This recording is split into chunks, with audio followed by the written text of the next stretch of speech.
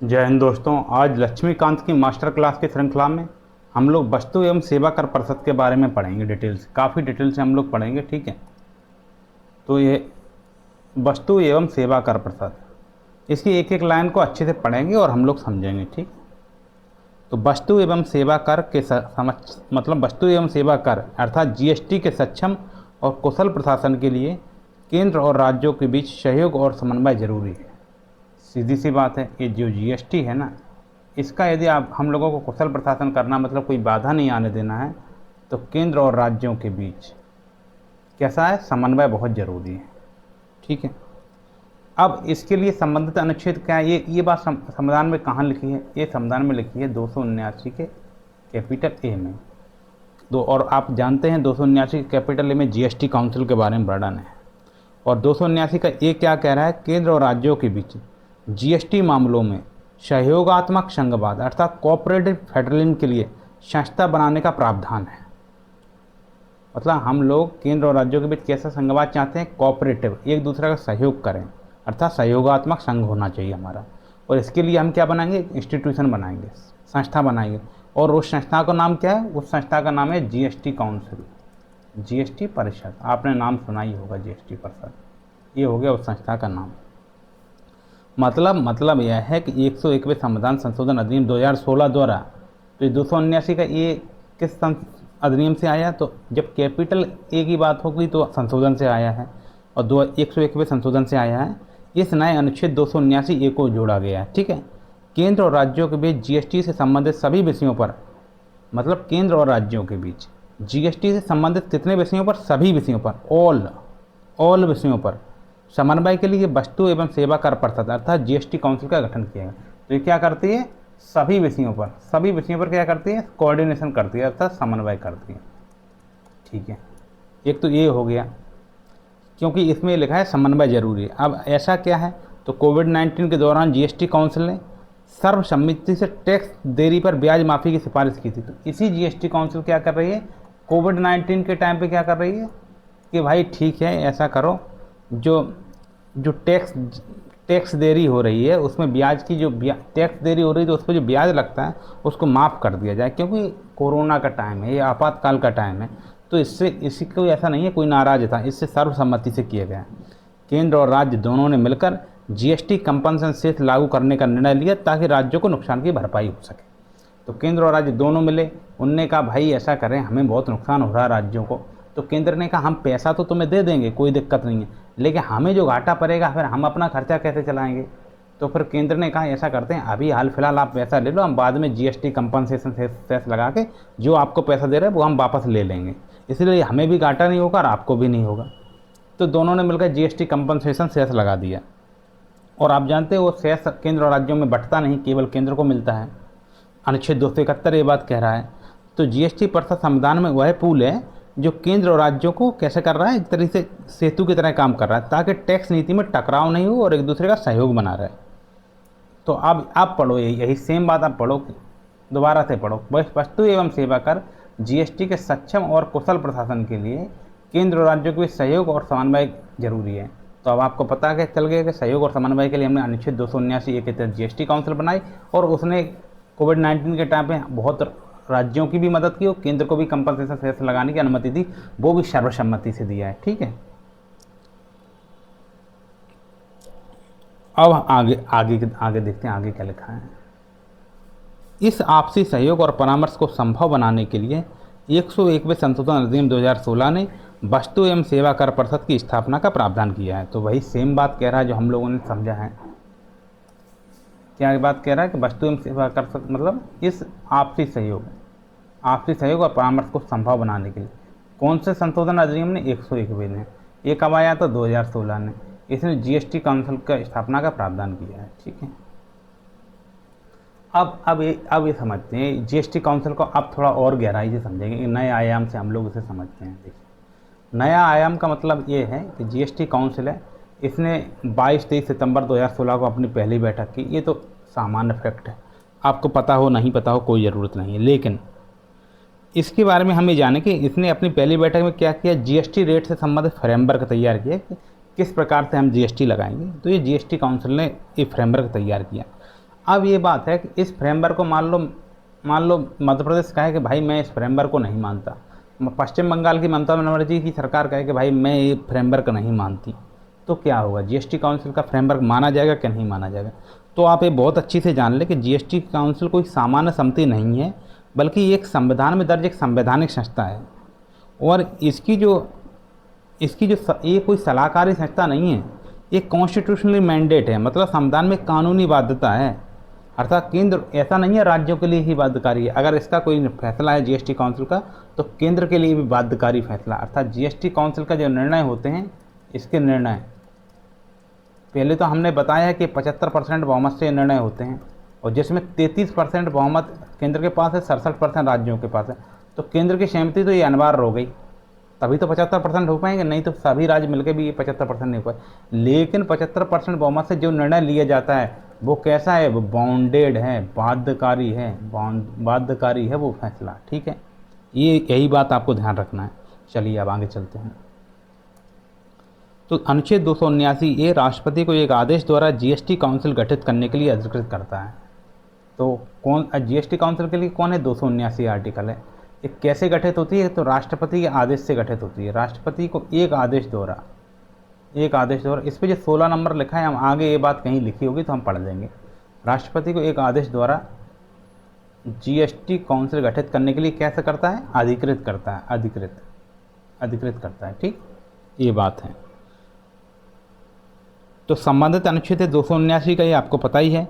राष्ट्रपति मतलब ये जीएसटी काउंसिल का जो भी प्रावधान हो ये लागू होगा, इसके 60 दिन के भीतर एक आदेश द्वारा वस्तु एवं सेवा कर परिषद का गठन करेंगे। राष्ट्रपति कैसे करेंगे? एक आदेश द्वारा।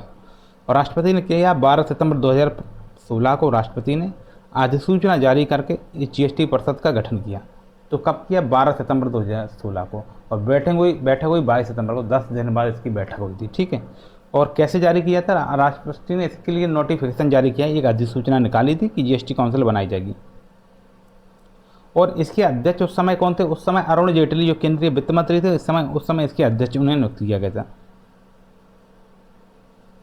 इसका मतलब राष्ट्रपति को ऐसा आदेश देने का अधिकार है कि वो जीएसटी परिषद की स्थापना कर सकें। अर्थात ये जीएसटी परिषद जो है एक तरीके से कोई राजनीतिक टीम नहीं, एक तरीके से ये संवैधानिक प्रक्रिया है। इसे हम लोग राजनीति के आधार पर नहीं समझे, मतलब इसे थोड़ा सीरियसली लेने की ज़रूरत है। ये संविधान के उपबंध है। संविधान ने राष्ट्रपति को ऐसा आदेश देने का अधिकार दिया ताकि जो परिषद है उसकी स्थापना राजनीतिक नहीं बल्कि संवैधानिक प्रक्रिया से हो सके। ठीक है, ऐसा अधिकार संविधान में इसका वर्णन किया गया है। ठीक है, अब क्या है? आगे चलते, यह केंद्र और राज्यों का एक संयुक्त फोरम है। कैसा है? संयुक्त फोरम है, ये लिखा है। केंद्र और राज्यों का कैसा है? संयुक्त फोरम है। इसे समझते हैं। ये संयुक्त फोरम की बात कैसे आई? केंद्र और राज्यों के भी संयुक्त फोरम है, तो इसके लिए स्पेशल आर्टिकल है 279 का ए है। हालांकि ए में ही जीएसटी काउंसिल है, लेकिन ए में भी दूसरे नंबर का प्रावधान है ये कि ये केंद्र और राज्यों के भी संयुक्त फोरम है। जीएसटी काउंसिल एक कैसा है? जॉइंट फोरम है जिसमें केंद्र और सभी राज्यों का प्रतिनिधित्व होगा। किस किस का प्रतिनिधित्व है? केंद्र का। और कितने राज्य? सभी राज्य, चाहे 28 राज्य हो जाएं, चाहे भविष्य में 40 राज्य भी हो जाएं, तो उनका भी ये क्या है? प्रतिनिधित्व करता है, रिप्रेजेंटेशन इसमें होगा। अब परिषद में कौन कौन से शामिल होते हैं? तो केंद्रीय वित्त मंत्री इसके अध्यक्ष होते हैं। तो अगर आपके पेपर में क्वेश्चन आ जाए जीएसटी काउंसिल का अध्यक्ष कौन होता है, तो आप प्रधानमंत्री से कंफ्यूज नहीं हो जाएं, इसलिए वित्त मंत्री, फाइनेंस मिनिस्टर इसके अध्यक्ष होते हैं, आपको ध्यान रखना चाहिए। और राज्यों के जो वित्त मंत्री होंगे वो इसके सदस्य होंगे। राज्यों के वित्त मंत्री इसके सदस्य होंगे, मुख्यमंत्री इसके सदस्य नहीं होते, राज्यों के वित्त मंत्री इसके सदस्य होते हैं। ठीक है, और राज्य वित्त मंत्री द्वारा चुना गया एक सदस्य कौन होता है? राज्यों के वित्त मंत्री ही अपने में से एक सदस्य को चुन लेंगे, वो अध्यक्ष। मान लो तो इस संयुक्त फोरम के अध्यक्ष वर्तमान में कौन है बताइए? तो इसके वर्तमान में अध्यक्ष हैं हमारे वित्त मंत्री निर्मला सीतारमण, और इसके मुख्य संयोजक या उपाध्यक्ष के रूप में बिहार के उप मुख्यमंत्री ये जो हैं सम्राट चौधरी, इनने भी काम किया है, एक बार इनका देख लेना। ठीक है, अच्छा, और इसके जो निर्णय होते हैं ना जीएसटी काउंसिल के, तो ये 200 जो जीएसटी काउंसिल का जो निर्णय होगा वो डी फैक्टो बाध्यकारी होता है, पर कानूनन बाध्यकारी नहीं। कानूनन तो रिकमेंडेशन ही मानी जाएगी, क्योंकि 279 के ए के 4 में ये लिखा हुआ है कि ये जो रिकमेंडेशन होगा, रिकमेंड करेगा, मतलब व्यवहार में क्या होता है, सर्वसम्मति से होता है तो हम लोग मान सकते हैं, लेकिन कानूनन बाध्यकारी वाली ऐसी कोई बात नहीं है। ये आप थोड़ा क्लियर कर लेना एक बार। इससे अपेक्षा की जाती है, मतलब आगे हम पढ़ेंगे यहाँ से कि यह केंद्र और राज्यों के बीच संयुक्त फोरम है और इससे अपेक्षा की जाती है कि यह निम्नलिखित मामलों में केंद्र और राज्यों की अनुशंसा करेगा। तो ये जो अनुशंसा है ना, ये अनुशंसा ये कहती है कि भाई ये अनुशंसा करेगा। इससे अपेक्षा की जाती है कि निम्नलिखित मामलों में केंद्र और राज्यों के बीच अनुशंसा करेगा। तो ये वाली बात है, अनुशंसा वाली बात है, जैसे कि मैं बता रहा हूँ 279 के ए के 4 में है।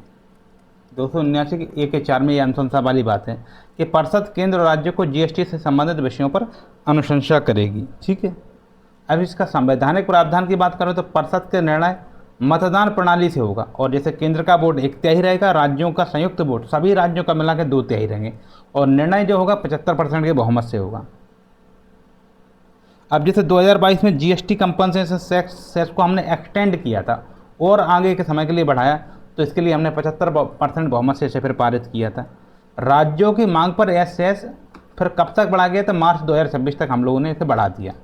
तो ठीक है, जीपीटी काउंसिल, इसमें जीएसटी काउंसिल में केंद्र और राज्य दोनों बराबरी से हिस्सा रखते हैं, कोई भी एक पक्षीय निर्णय नहीं ले सकता। ठीक है, मतलब केंद्र और राज्य क्या होता है, दोनों बराबरी से हिस्सा, एक पक्षीय निर्णय नहीं ले सकता। केंद्र चाहे तो अकेले पारित नहीं कर सकता और राज्य चाहे तो अकेले नहीं कर सकते। ठीक है, मतलब केंद्र की सहमति अनिवार्य है, उसके साथ साथ कुछ राज्यों की भी सहमति होना चाहिए। ठीक है, अब चलते हैं इसमें 1 नंबर पॉइंट पर। इसमें केंद्र राज्यों तथा स्थानीय निकायों द्वारा वसूले गए कर, उपकर एवं अधिभार जिनकी जीएसटी में विलय हो जाता है। इसमें ये लिखा है कौन कौन से मामलों में अनुशंसा करेगा, तो ये बता रहा है इन मामलों में अनुशंसा करेगा केंद्र द्वारा, राज्यों द्वारा, स्थानीय निकायों द्वारा वसूले गए कर। स्थानीय निकाय भी हैं, देखो इनमें स्थानीय निकायों के भी कर हैं, ये जरूर ध्यान रखना। केंद्र द्वारा वसूले जा रहे हैं वो तो ठीक है, राज्य द्वारा, लेकिन स्थानीय निकायों द्वारा भी वसूले गए कर ही नहीं, कर के अलावा उपकर भी और अधिभार भी जिनका जीएसटी में विलय हो जाता है, इनके मामले में अनुशंसा करेगा। कि मतलब ऐसा हुआ था जीएसटी में बहुत से प्रत्यक्ष कर अप्रत्यक्ष कर विलय कर दिए गए ना, प्रत्यक्ष कर इनडायरेक्ट टैक्स बहुत से जीएसटी में विलय कर दिए गए हैं। तो जो विलय कर दिए गए, चाहे वो कर हो, उपकार हो, अधिभार हो, जो जीएसटी में विलय हुए हैं उनके लिए जीएसटी काउंसिल अनुशंसा करेगी। ठीक है, और ये जो है ना ये अनुशंसा, तो ये अनुशंसा 279 के ए के 4 में है, ए के 4 में है। तो 279 के ए के 4 में तो ये अनुशंसाएँ हैं। तो ये जो जीएसटी ये वाले काम में जो अनुशंसा है वो 279 के ए के 4 के ए में, ठीक है, ऐसे होगी। ठीक है, तो ये अनुशंसा मतलब 279 का 4 का ये कह रहा है कि उन करों, उपकरों, अधिभारों की सूची बता रहा है जो अनुशंसा करना जो जीएसटी में शामिल होंगे, उन पर जीएसटी काउंसिल क्या करेगी, अनुशंसा करेगी। 2017 में जीएसटी काउंसिल ने service tax, excise duty, VAT, entry tax को मतलब को आपस में मिलाकर एकीकृत संरचना बनाई थी। स्थानीय निकाय जो बात कहेगी, स्थानीय निकाय को एक कर होता है ऑक्ट्रोई और एंट्री टैक्स। जो स्थानीय निकाय का जो एंट्री टैक्स होता था ना, इसे भी जीएसटी काउंसिल समाप्त कर दिया। पहले एंट्री टैक्स के नाम पे, प्रवेश कर के नाम पे स्थानीय निकाय कुछ कर वसूलते थे, लेकिन जीएसटी ने इसे समाप्त कर दिया। ठीक है, मतलब जीएसटी काउंसिल जो है उसने 17 कर, ऐसे इधर हटा देते हैं। जीएसटी काउंसिल है जो उसने क्या किया, 17 तो कर हैं, 23 उपकरों को मतलब एकीकृत कर दिया और वन नेशन वन टैक्स की दिशा इसी ने दी है। जीएसटी काउंसिल है 279 के ए में और ये अनुशंसा देता है ए के 4 में। तो इसने क्या अनुशंसा दे दी, इसने अनुशंसा दे दी कि 17 तो कर होंगे और प्लस 23 उपकर होंगे। इन्हें क्या कर दो, इन्हें मिला दो, इन्हें एकीकृत कर दो, ये कह रहा है जीएसटी काउंसिल। ये वन नेशन और वन टैक्स की बात कर रहा है जीएसटी काउंसिल। ठीक है, वन नेशन वन टैक्स की बात कर रहा है जीएसटी काउंसिल। ठीक है, अब हम आगे के चलते हैं, इसके खामे चलते हैं। खामे क्या लिखा है, वे वस्तुएं और सेवाएं, क्या वस्तुएं और सेवाएं जिन पर जीएसटी लगेगा या जो जीएसटी से मुक्त होगी। मतलब वे वस्तुओं और सेवाओं की सूची है दो, इसके खामे जिन पर क्या जीएसटी लगेगा या फिर जीएसटी से मुक्त होंगी। तो पूरी डिटेल इसमें दी गई है। तो ये आ जाएगा 279 के एक, ये जो इसका जो आर्टिकल रहेगा 279 का ए का 4 तो रहेगा क्योंकि अनुशंसा तो है, इसमें बी हो जाएगा। ऊपर वाले में ये था, बस इतना ही अंतर है। 2017 में काउंसिल ने क्या किया, पेट्रोल को, डीजल को, जो एविएशन टाइप फ्यूल होता है ना, एविएशन संबंध उड़ने से संबंधित एटीएफ बोलते हैं, क्रूड ऑयल और नेचुरल गैस को अस्थायी रूप से जीएसटी से बाहर रखा। ये कहा कि अभी हम जीएसटी में हम पेट्रोलियम से और ETF, crude oil, natural gas, प्राकृतिक गैस जैसी चीज़ों को हम क्या कर रहे हैं, जीएसटी से बाहर रखेंगे। तो इसमें ये भी बात है, क्या अंदर रहेगा क्या बाहर रहेगा, पूरा 279 के 1/4B में रहेगा। और 2023 में क्या किया, कागज को, दूध को, शिक्षा को और स्वास्थ्य सेवाओं को, शिक्षा की सेवाएं और स्वास्थ्य सेवा को जीएसटी मुक्त श्रेणी में रखा गया। हम इन पे जीएसटी नहीं लगाएंगे, आपके दूध पे जीएसटी नहीं लगता। अगर दूध की दुकान पे जाए, बुकाई भाई जीएसटी लग के आ रहा, तो उससे बोला कि ये 2023 में तो बाहर किया गया था दूध को, शिक्षा और स्वास्थ्य से संबंधित सेवाओं को। आप भी अपनी कोचिंग में भी जाए तो देख लेना, जीएसटी का प्रावधान चल रहा है क्या, 2023 में तो ऐसा हुआ था। तो ये पूरा प्रॉपर जानकारी ये कर लेना है कि, और उसको बता देना है 279 के 1/4B में पूरी लिस्ट है कि कौन सी जीएसटी में रहेगा, को क्या जीएसटी में नहीं रहेगा। ठीक है, मतलब यह जीएसटी काउंसिल है तय करेगी किन वस्तुओं पर जीएसटी लगेगा, किन पर नहीं लगेगा, यानी टैक्स बेस्ड डिसीजन बॉडी है। ठीक है, अब आगे की पंक्ति 279 गांव में चलते हैं। गांव में क्या लिखा है, आदर्श जीएसटी कानून वसूली के सिद्धांत, अंतर्राज्य वाणिज्य व्यापार में आपूर्तियों पर उगाए गए जीएसटी के बंटवारे और वह नीति जिसके आधार पर आपूर्ति के स्थान का प्रशासन होता है। मतलब ये आदर्श जीएसटी कानून, कैसे जीएसटी कानून, आदर्श रूप से। वसूली के सिद्धांत, कैसे वसूली होगी। ठीक है, दो चीजें होगी, अंतर्राज्य वाणिज्य और व्यापार, मतलब एक राज्य से दूसरे राज्य में जो वाणिज्य व्यापार होता है उनकी आपूर्तियों पर जो उगाई होती है, ठीक है, आपूर्ति पर उगाए गए जीएसटी के बंटवारे, मतलब आदर्श जीएसटी कानून, वसूली के सिद्धांत, अंतर्राज्य वाणिज्य व्यापार की आपूर्तियों पर उगाए गए जीएसटी का बंटवारा कैसे करेंगे, और वह नीति, वह पॉलिसी जिसके आधार पर आपूर्ति के स्थान का प्रशासन होता है। मतलब कैसे पता चलेंगे कि आपूर्ति का ओरिजिन कहाँ से है, तो इसके बारे में 279 के 1/4C में है। वो ऊपर वाला बी में था तो ये सी में होगा, ऐसे ABCD चलेगा इसका। 279 का 1/4C में इसमें ये बात कही गई। ठीक है, मतलब मॉडल जीएसटी लॉ की बात करेंगे, मतलब आदर्श जीएसटी कानून। प्रिंसिपल्स ऑफ लेवी, मतलब लेवी के लिए कौन से प्रिंसिपल्स होंगे, और apportionment of GST and place of supply rules, मतलब सप्लाई कैसे क्या होगी इसके बारे में बताएंगे। मतलब ऐसे समझिए, इसको काफी डिटेल से हम लोग समझ लेते हैं। 279 के 1/4 को सी को हम लोग समझ लेंगे डिटेल से। ठीक है, मतलब इसमें पूरा प्रावधान, इसमें जो प्रावधान है उन्हें हम लोगों को समझना ही पड़ेगा। मतलब मॉडल जीएसटी कानून अर्थात आदर्श जीएसटी कानून, वसूली का सिद्धांत, अंतर्राज्य वाणिज्य व्यापार में जीएसटी का बंटवारा और प्लेस ऑफ सप्लाई नियमों को संविधान के अनुच्छेद 279 के 1/4C में रखा गया। ठीक है, और जीएसटी काउंसिल की सिफारिशों के आधार पर लागू किया जाता है। ठीक है, इन्हीं आधारों पर हमने क्या बनाया, आईजीएसटी एक्ट 2017 का, सीजीएसटी, एसजीएसटी एक्ट 2017। ठीक है, अब वसूली का सिद्धांत क्या है पहले तो समझेंगे। वसूली का सिद्धांत रखा गया, तो वसूली का सिद्धांत है क्या। जीएसटी वसूली का मतलब है सरकार द्वारा उन करदाताओं से बकाया जीएसटी की राशि वसूलना जो समय पर या सही तरीके से कर का भुगतान नहीं करते हैं। मतलब जीएसटी वसूली का मतलब है सरकार जो होती है उन करदाताओं से बकाया जीएसटी वसूलती है जो समय पर या सही तरीके से भुगतान नहीं करते, तभी तो वसूली की जाती है। वसूली मतलब क्या होता है, जो पैसा नहीं दे रहा है तो फिर वसूली लागू हो जाती। तो वसूली के तरीके कौन कौन से होते हैं, तो वसूली के तरीके ऐसे जान लीजिए। ये पहला तरीका ऐसे, निर्धारित राशि का आदेश मिलने के बाद 3 महीने के भीतर भुगतान न करने पर कर अधिकारी वसूली शुरू करते हैं। मतलब निर्धारित राशि है, आदेश मिला कि भाई दे दो और नहीं दे रहे हो तो 3 महीने के भीतर भुगतान नहीं करोगे तो वसूली चालू हो जाएगी। वसूली की प्रक्रिया में होता है डिडक्शन, संपत्ति जब्त करना, किसी अन्य से वसूली करना या चूककर्ता के रिफंड राशि का समायोजन शामिल है। मतलब आपका यदि आप या तो आपका डिडक्शन कर दिया जाएगा या आपकी संपत्ति जब्त कर ली जाएगी या किसी अन्य से वसूली या चूककर्ता के रिफंड राशि हो उसका समायोजन कर देंगे। मान लो अब ये समझ में आपके में नहीं आया, ऐसे हम समझ देते हैं। अगर कोई व्यवसायी है, उसे 2 लाख रुपए जीएसटी देना था, उसने नहीं दिया, 3 महीना हो गया, तो अब जो अधिकारी है जीएसटी का, जो वसूली अधिकारी है, उसकी बैंक अकाउंट या संपत्ति जब्त कर लेगा। ठीक है, उसका बैंक अकाउंट जब्त कर लेगा, उसकी संपत्ति को जब्त कर लेगा, तो ये हो जाती है वसूली। ठीक है, जीएसटी बंटवारे के सिद्धांत क्या है, तो जीएसटी 2 प्रकार का होता है, सीजीएसटी, एसजीएसटी और दूसरा होता है आईजीएसटी। जब आपूर्ति एक ही राज्य में हो, मतलब बिहार से बिहार में ही हो, तो वो इंटर स्टेट होती। वहाँ संघ सूची के विषयों पर CGST लगेगा, राज्य सूची के विषय पर SGST लगेगा, ठीक है। लेकिन जब आपूर्ति दो राज्यों के बीच होगा अर्थात इंटर स्टेट होगा तो IGST लगेगा। मान लो अगर राजस्थान का व्यापारी दिल्ली को माल बेचता है तो IGST लगेगा और दिल्ली सरकार को अधिक राजस्व मिलेगा। राजस्थान का व्यापारी दिल्ली को माल बेचेगा तो IGST लगेगा और दिल्ली की सरकार को ज़्यादा राजस्व मिलेगा, क्योंकि GST का डेस्टिनेशन आधारित टैक्स है। पहले ओरिजिन आधारित टैक्स था, मतलब फैक्ट्री कहाँ की है। अब ये होता है खरीद कौन रहा, अब ये है कि खरीद कौन रहा है, बिक कहाँ रहा है माल। मतलब इससे क्या होता है, गरीब राज्यों को बहुत फायदा होता है।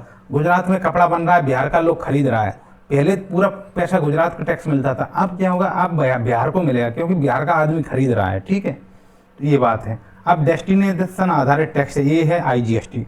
अगर जयपुर का व्यापारी कोटा को माल बेचता है, ठीक है, तो CGST और SGST लगेगा, लेकिन वो राजस्थान सरकार को ही राजस्व मिलेगा क्योंकि वो राजस्थान के अंदर होगा, ठीक है। इस प्रकार से अब तो ये हो गया। अब प्लेस ऑफ सप्लाई के नियम हम समझ लेते हैं।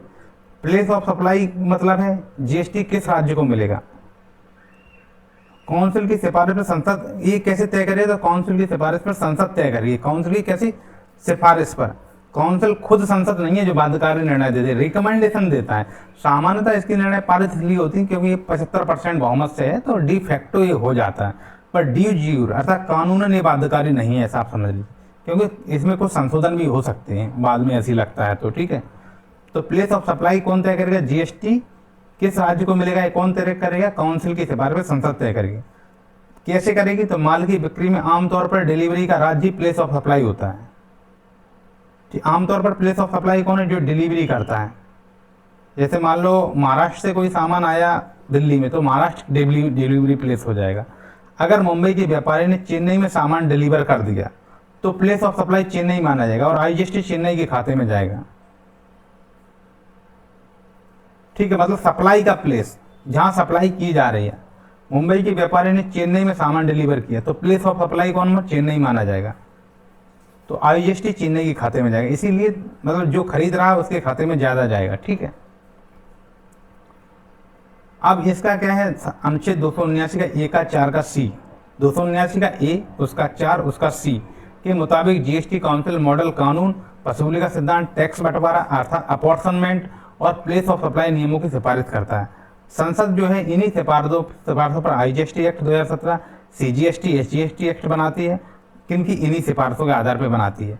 और काउंसिल टैक्स शेयरिंग की डिजाइनर की तरह काम करता है। काउंसिल कहती है टैक्स शेयरिंग को कैसे डिजाइन करेंगे हम, तो उसकी तरह कौन डिजाइनर की तरह काम कौन करेगा, काउंसिल ही करेगा। और काउंसिल तय करेगी कि राज्य या केंद्र को कितना GST मिलेगा। मतलब राजस्थान से दिल्ली माल भेजा तो लागू होगा टैक्स, कौन सा टैक्स लगेगा, IGST लगेगा। प्लेस ऑफ सप्लाई कौन होगा, दिल्ली होगा। राजस्थान से दिल्ली माल गया, कौन सा टैक्स लगेगा, IGST लगेगा। प्लेस ऑफ सप्लाई क्या होगा, दिल्ली होगा। और टैक्स रेवेन्यू का बंटवारा जब होगा तो दिल्ली को IGST ज़्यादा मिलेगा, ठीक है। भोपाल से इंदौर माल गया, MP के भोपाल से MP के इंदौर माल गया तो उसमें क्या लगेगा, CGST लगेगा, SGST लगेगा। प्लेस ऑफ सप्लाई इंदौर माना जाएगा और CGST केंद्र के पास चला जाएगा, SGST मध्य प्रदेश सरकार को मिल जाएगा, ठीक है।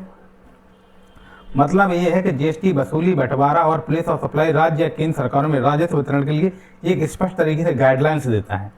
सारा ढांचा केंद्र और राज्यों के बीच समन्वय, संविधान और संसद के बनाए गए कानूनों की सिफारिश पे ही चलेगा, ये बात है। और रही बात इसके संवैधानिक आधार की, तो ऐसा समझ लीजिए जो CGST SGST है वो 246 के A के तहत रहेगा, अर्थात संवर्धित सूची के विषय में हमने शामिल किया। लेकिन वहीं IGST की बात है तो वो 269 में क्या था, 269 में था अंतर्राज्यीय व्यापार की बात होती थी। गुजरात का कपड़ा बिहार में आ रहा तो अंतर्राज्यीय व्यापार था 269 के A में, ठीक है। वो ओरिजिन बेस्ड में उसमें टैक्स जाता था। लेकिन इसमें क्या है, इसमें 269 का कैपिटल A में इसको IGST को रखा गया। अब अंतर्राज्यीय व्यापार में उसकी जगह जो वैसा GST में शामिल है उस पर 269 नहीं लगती, 269 का कैपिटल A लग रहा है, IGST वाला कानून, ठीक है। मतलब ये सिंपल में अगर बता देना चाहता हूँ कि अभी जो व्यवस्था चल रही है, अभी ऐसी व्यवस्था है, मान लो कोई, इसमें क्या व्यवस्था है, मान लो कोई गुजरात का व्यापारी बिहार में माल बेच रहा है, बिहार में अपनी साड़ी लाकर बेच रहा है गुजरात से, तो GST पहले तो गुजरात में ही वसूला जाता था, मतलब GST जो है जो वो कहाँ वसूला जाएगा, बिहार में। ना कि गुजरात में। क्योंकि क्या, बिहार उपभोग करता राज्य, मतलब ये उपभोग के आधार पे कपड़ा पहन कौन रहा है, जो कपड़ा पहनेगा उसी राज्य में ही टैक्स वसूला जाएगा। पहले क्या होता था, पहले मतलब जो बना रहा है कपड़ा वहां से टैक्स वसूला जाता था, अर्थात गुजरात से। लेकिन जीएसटी ने क्या किया, नहीं भाई, इससे बहुत दिक्कत आ रही थी। एक राज्य बहुत पैसा वाला हो रहा था, एक बहुत गरीब हो रहा था, इसलिए फिर जिन राज्यों में फैक्ट्री नहीं है उन राज्यों को ये फायदा इससे मिलेगा। अब आते हैं कारोबार की जो शुरुआती सीमा वाली बात आती है, इस पे कारोबार की शुरुआती सीमा जिसके नीचे जीएसटी की छूट मिल जाती है। मतलब वस्तुओं के लिए मान लो 40 लाख रुपए और सेवाओं के लिए 20 लाख वार्षिक कारोबार है, ठीक है।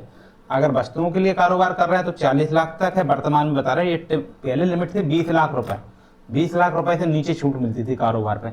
अब आप यदि 40 लाख का भी कारोबार कर रहे हो और आप वस्तुओं से संबंधित कारोबार कर रहे हैं तो आपको छूट रहेगी, और सेवाओं के लिए ऐसी छूट 20 लाख के लिए रहेगी, ठीक है।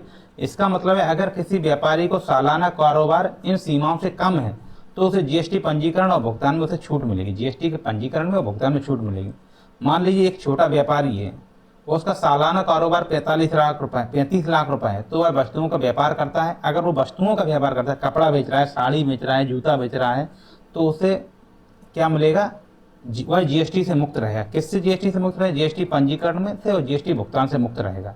वहीं अगर वो क्या कर रहा है, वो कोचिंग पढ़ा रहा है, वो सेवा दे रहा है, तो वो 15 लाख रुपए, वो 15 लाख के मतलब तो वो 20 लाख तक के कारोबार से मुक्त रहेगा। 20 लाख से जैसे ही ऊपर जाएगा तो उस पर टैक्स लगना चालू हो जाए, क्योंकि कोचिंग में उतना खर्चा नहीं आता है ना। सेवा में क्या होता है, सेवा में ज़्यादातर इनकम ज़्यादा होती है, और वस्तु के व्यापार में क्या होता है, उसमें वस्तु का रेट ज़्यादा होता है। मतलब 40 लाख का कारोबार होगा तो उसे 5 लाख का मुनाफा होगा, और सेवा में 20 लाख का कारोबार होगा तो 18 लाख का मुनाफा हो जाएगा, इस तरीके से, ठीक है। ये तो होगा ये लाइन। अगली लाइन देखते हैं, जीएसटी बैंड के साथ न्यूनतम दरें। ये जो 4 नंबर का पॉइंट है इसमें, जीएसटी बैंड के साथ न्यूनतम दरें। तो अभी जो फिलहाल जो जीएसटी बैंड की बात करें 2025 में 3 मुख्य दरें हैं, 5%, 18%, 40%। 5% है मान लो जरूरी वस्तुओं पर, और प्राथमिक सेक्टर की वस्तुएं जैसे खाद्य पदार्थ है, दवाइयाँ हैं। एक तरीके से पहले जो डिक्लेयर्ड गुड्स होता था ना, उसी तरह से हैं, मतलब छूट वाली वस्तुएं। जैसे आपका दवाई है, इस पर छूट दी जा रही है। खाने वाली वस्तुएं, खाद्य पदार्थ पे जीएसटी कम लगा। अगर खाद्य पदार्थ में मान लो 40% जीएसटी लगा दे तो आज चीज़ तुम्हें जो 100 की मिल रही है वो तुम्हें 140 की मिलने लगेगी। जो ब्रेड का पैकेट 20 का लेके आ रहे हो, फिर वो पता कितने का, 40% जीएसटी उस पर लग जाएगा, वो 28 का मिलने लगेगा। तो इस तरीके से, ठीक है। और फिर ज़्यादातर वस्तुएं आती हैं 18% की स्लैब में। 3 स्लैबें हैं, 5 की, 18 की, 40 की। तो ज़्यादातर वस्तुएं और सेवाएं 18% पे आती हैं, पर जो मतलब प्राथमिक सेक्टर की वस्तुएं हैं और जरूरी हैं, बहुत आवश्यक हैं, जैसे दवाई है, खाद्य पदार्थ है, तो 5%। 40% में भी आती हैं जो वस्तुएं जो विलासिता की वस्तुएं हैं, या जिन्हें हम सिन गुड्स बोलते हैं, जो नुकसानदायक होते हैं, जैसे पान मसाला है, कोल्ड ड्रिंक है। कोल्ड ड्रिंक मान लो कोल्ड ड्रिंक आपको मिली 20, कोल्ड ड्रिंक मिल रही है आपको कितने रुपए की, 20 रुपए की मिल रही है, तो समझ रहे हैं उस पर 40% टैक्स लगा हुआ है, तब वो 20 की मिल रही है, ठीक है।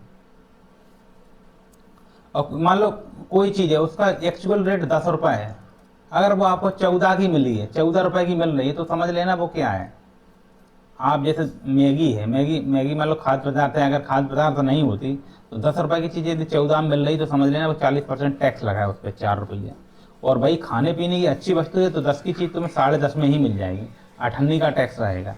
और नॉर्मल चीज़ों में 18% टैक्स रहता है, 10 की चीज़ आपको 12 रुपये में मिल जाएगी, ठीक है। ये नॉर्मल चीज़ें होती हैं इस तरीके से।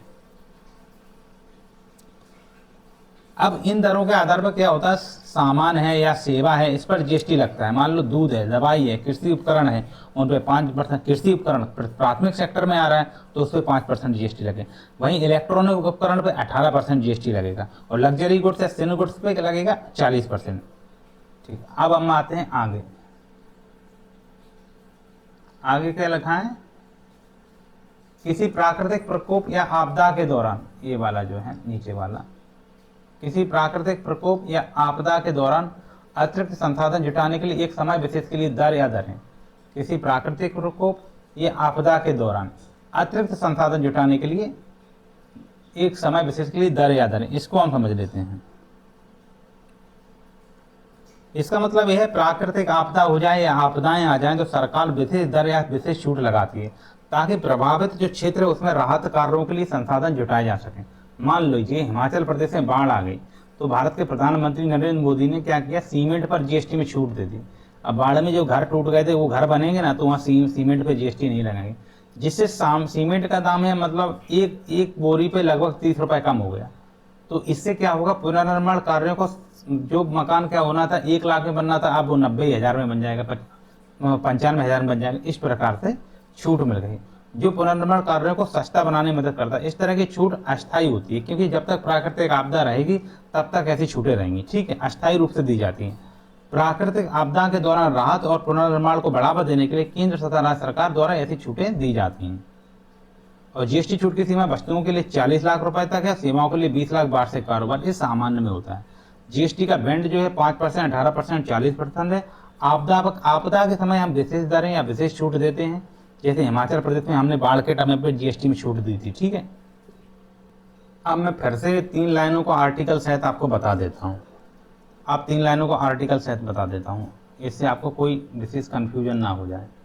ये है ये 279 का डी में आएगा। इसमें क्या होगा, इसमें ये रहेगा कारोबार की शुरुआत सीमा जिसके नीचे जीएसटी से छूट मिलती है, ठीक है। मतलब इससे 279 के ए के 4 के डी में थ्रेश होल्ड लिमिट है, थ्रेश होल्ड लिमिट है, ठीक है। ये वाला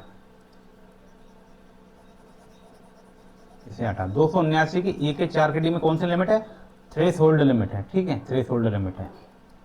कैसी थ्रेश होल्ड लिमिट है, मतलब जीएसटी काउंसिल कह रहे हैं कि जीएसटी रजिस्ट्रेशन की सीमा 20 लाख थी 2019 तक, 20 लाख तक ही छूट मिलती थी, फिर इस छूट को बढ़ाकर 40 लाख कर दिया।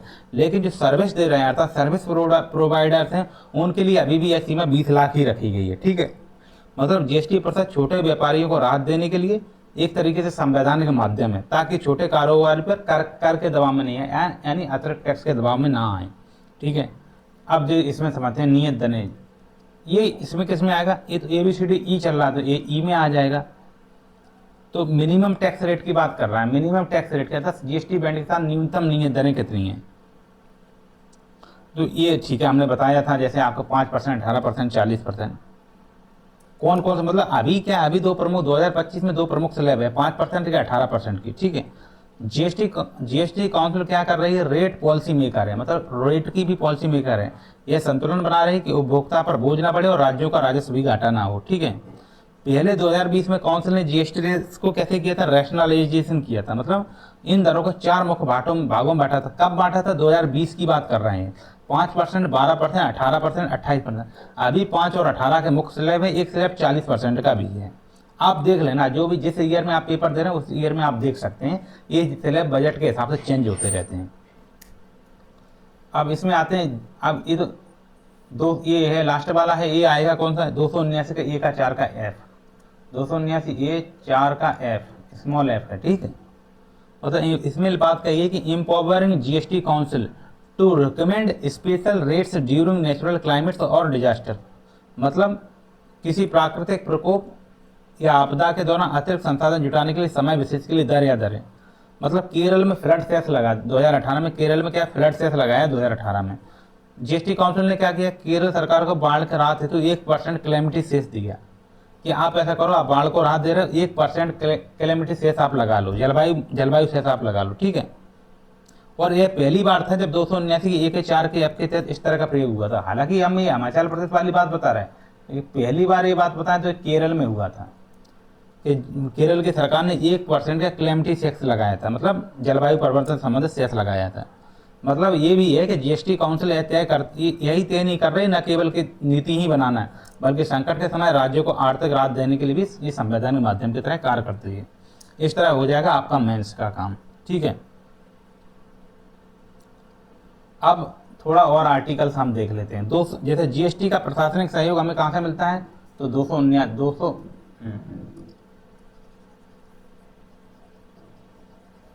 इधर लिख देते हैं एक साइड में। जीएसटी का प्रशासनिक सहयोग हमें कहाँ से मिलेगा, 279 के ए में। मेनली बात ये है, ठीक है। जीएसटी काउंसिल का गठन कब हुआ था, 2016 में, और इसका उद्देश्य था केंद्र और राज्य के बीच समन्वय करना। स्थापना किस एक्ट से होती है, तो 101वां संशोधन से होती है, 101 बार, ठीक है।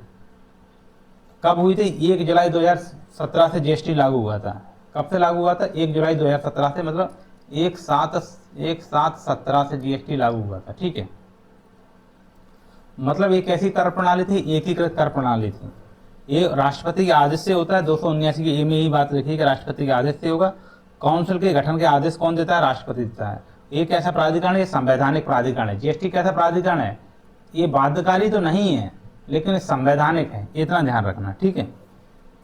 इसकी अनुशंसाएं बाध्यकारी नहीं है, ठीक, कानून में बाध्यकारी अनुशंसाएं नहीं है, ठीक है। और ये परिषद कैसे अनुशंसा देती है? तो 279 की ए के 4 में स्पष्ट लिखा है कि ये रिकमेंडेशन करेगी, ये रिकमेंडेशन करेगी, कोई डिसीजन नहीं लेगी, ठीक है। सेस को एक्सटेंशन करना है कि रेट का फिर से रिवीजन करना है, इसका रिकमेंडेशन करेगी। अर्थात ये सहकारी संघवाद पे चलती है, सहकारी संघवाद पे चलती है, ठीक है। 279 के ए के 4 में।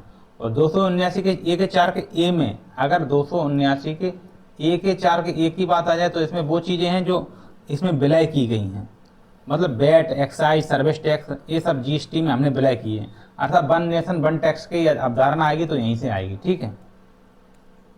अपवाद की वस्तुएं कौन सी हैं? 279 की ए के 4 के बी में अपवाद की वस्तुएं हैं। जब हमने पढ़ा था वे वस्तुएं जिन पर जीएसटी लागू होगा जीएसटी से मुक्त होंगी, ये मुक्त होंगी।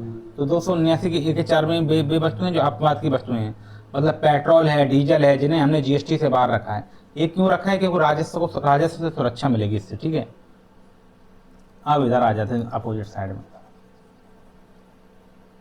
तो अब इसमें आएगी बी तक तो हम वहाँ बता दिए अपवाद की वस्तुएं, मतलब जैसे पेट्रोल, डीजल या फिर ऐसी चीज़ें जो अभी इस समय हम लोग जीएसटी में नहीं रखना चाह रहे हैं, बाद में रख लेंगे हम, हालांकि पूरी तरह से लागू नहीं किया है अभी जीएसटी को।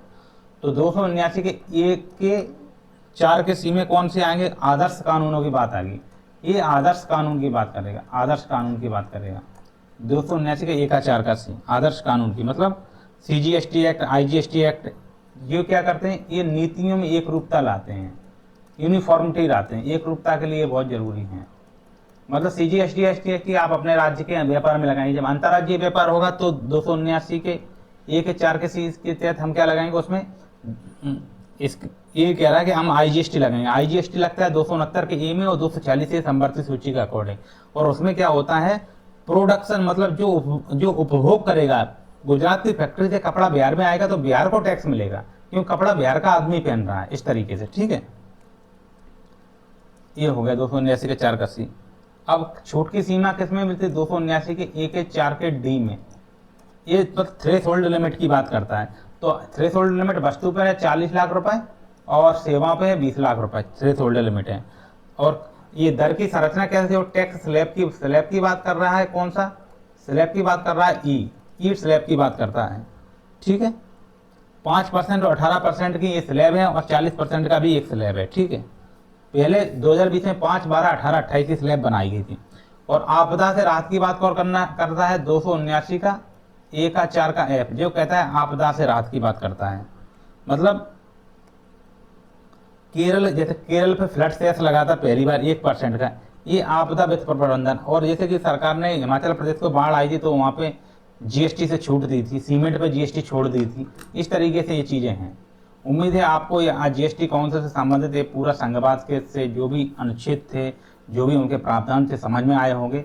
कल के लेक्चर में हम लोग पढ़ेंगे वित्त आयोग। धन्यवाद।